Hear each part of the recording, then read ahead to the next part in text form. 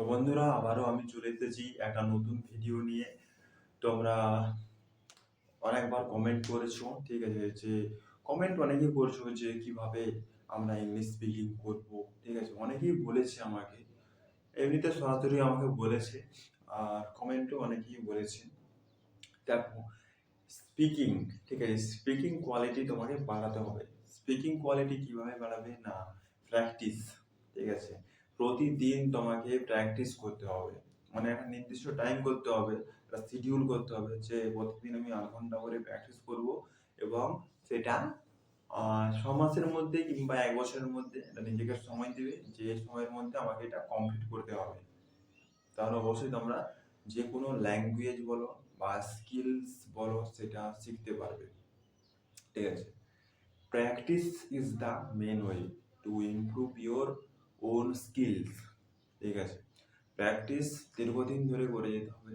Practice করলেই তোমরা English স্পিকিংটা শিখ করতে পারবে। আর হচ্ছে কিছু টেন্সের ভিডিও দেখতে হবে, টেন্স প্র্যাকটিস করতে হবে।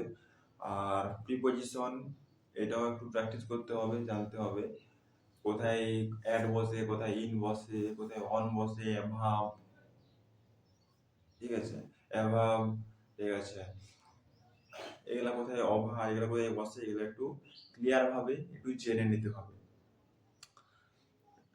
তো আমাদের মধ্যে দেখবে অনেকেই আছে যারা পড়াশোনা জানে না, ঠিক আছে।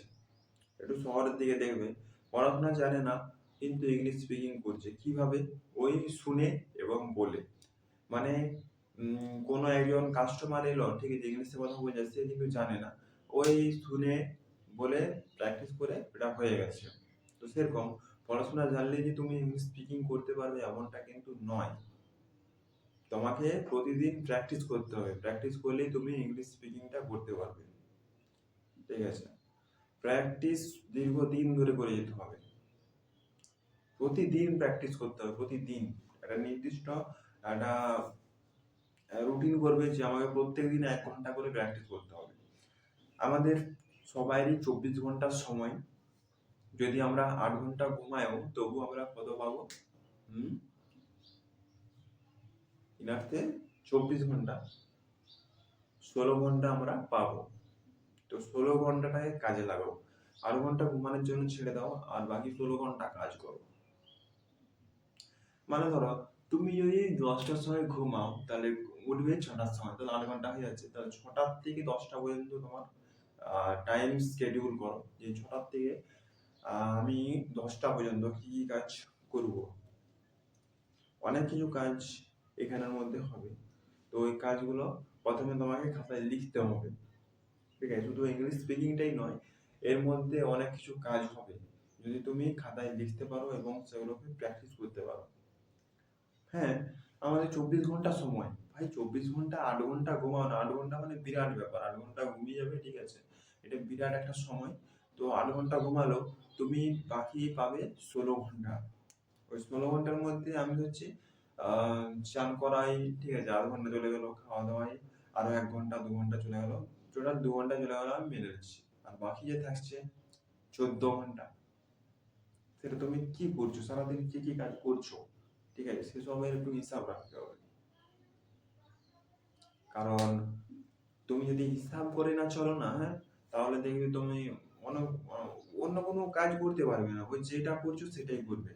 তাই একটু হিসাব করে কাজ করো, অবশ্যই তোমরা মানে কি বলবো, শিখতে পারবে, জানতে পারবে, ঠিক আছে। তাই প্র্যাকটিস প্রতিদিন করতে হবে।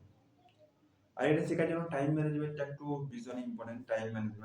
টাইম ম্যানেজমেন্ট একটা স্কিলস, ঠিক আছে। তুমি যদি সরাসরি টাইম ম্যানেজমেন্ট করতে যাও, তুমি জীবনেও টাইম ম্যানেজমেন্ট করতে পারবে না। টাইম কারো হাত ধরে চলে না, টাইম তার নিজের মতো করে চলে। আমরা কিছুই করতে পারবো না টাইমের সাথে। আমরা কি করতে পারি, আমাদের যে দৈনন্দিন কাজগুলো সেগুলো ম্যানেজ করতে পারি। মানে তোমাকে একটা টু ডু লিস্ট বানাতে হবে প্রতিদিন, যে প্রতিদিন রাত্রেবেলা বানাতে হবে যে আগামীকাল আমি কি কি কাজ করবো তার একটা লিস্ট বানাতে হবে। আর টাইম ম্যানেজমেন্টে তুমি যদি মাস্টার হও তাহলে তুমি সব কাজই করতে পারবে এবং অন্যদের থেকে অনেকটা আগে থাকবে। তাই মানে যে কোনো তুমি শেখো, যে কোনো স্কিল শেখো বা ইংলিশ ল্যাঙ্গুয়েজ শেখো, যে কোনো কিছু শেখো, তোমার টাইম ম্যানেজমেন্টটা কিন্তু আগে জানতে হবে। মানে আমি কোন কাজটা আগে করবো, আমি আমি নিজের কাজটা আগে করবো না লোকের কাজটা আগে করবো, সেটা তোমাকে আগে জানতে হবে। মানে ওটা হ্যাঁ, ওটা জানতে হবে। আর টাইম ম্যানেজমেন্টটা অবশ্যই তোমাদেরকে এখন শিখতে হবে। ঠিক আছে, টাইম ম্যানেজমেন্টটা আমাদের এই 21st সেঞ্চুরিতে খুবই একটা ইম্পর্টেন্ট। কারণ আমাদের এটা একটা, মানে কি বলবো, সবাই তো একসাথে কাজ করছে, একটা কম্পিটিশন হচ্ছে। মানে কেউ কাউকে একটুকুনো জায়গা ছাড়বে না। ঠিক আছে, ও বলছে আমিও এগিয়ে যাবো, ও এগাচ্ছে আমিও এগাবো, এরকম করে করে এগাচ্ছে আর কি। আমি বলছি ওরা এগাচ্ছে আমিও একটু এগাই, এরকম করে কম্পিটিশন বাড়ছে। তো যত কম্পিটিশন হবে তত জিনিসের চাহিদা বাড়বে। তো দেখো, এটা শিখতে গেলে কিন্তু টাইম ম্যানেজমেন্টটা জানতে হবে। আমি যেটা বললাম সেটা করো, সেটা টু ডু লিস্ট বানাতে হবে। এটা প্রতিদিন রাত্রেবেলাও করতে পারো বা সকালে উঠেও এটা তুমি করতে পারো। ঠিক আছে, টাইম ম্যানেজমেন্টটা কিন্তু মাস্ট দরকার চাই, এটা এটা তোমায় করতে হবে, তবে তুমি যে কোনো স্কিল শিখতে পারবে। আর ইংলিশ শেখার জন্য প্রথমেই তোমাকে ছোট ছোট ওয়ার্ডগুলা একটু মনে রাখতে হবে। যেমন হচ্ছে আই মানে আমি, উই মানে আমরা, এগুলো সবাই জানি, তবু এগুলো প্র্যাকটিস করতে হবে। ঠিক আছে, প্র্যাকটিস করলে তোমরা এগুলা শিখতে পারবে। ঠিক আছে, ইউ আর গুড বয়, তুমি একজন ভালো ছেলে। ঠিক আছে, এরকম ভাবে প্র্যাকটিস করতে হবে। প্র্যাকটিস করলে তোমরা যে কোনো ল্যাঙ্গুয়েজ বলো, যে কোনো ল্যাঙ্গুয়েজ, বাংলা ল্যাঙ্গুয়েজ হতে পারে, ইংলিশ ল্যাঙ্গুয়েজ হতে পারে, ঠিক আছে, রাশিয়ান হতে পারে, ঠিক আছে, ল্যাটিন হতে পারে, যে কোনো ভাষা তোমরা শিখতে পারবে। মানে নিজেকে সেলফ ইমপ্রুভমেন্ট করতে পারবে। মানে নিজে কিছু শেখো, নিজে প্রতিদিন কিছু না কিছু শিখতে থাকো।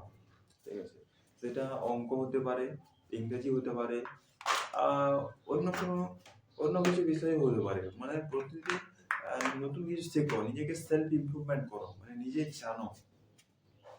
আরে ভাই, দুটা করে তো ওয়ার্ড নিজে নিজে জানতেই পারবে প্রত্যেকদিন, বেশি জানার দরকার নাই। দুটো একটা দুটো তো পারবে, একটা দুটো নতুন নতুন জানো, তা কি আছে।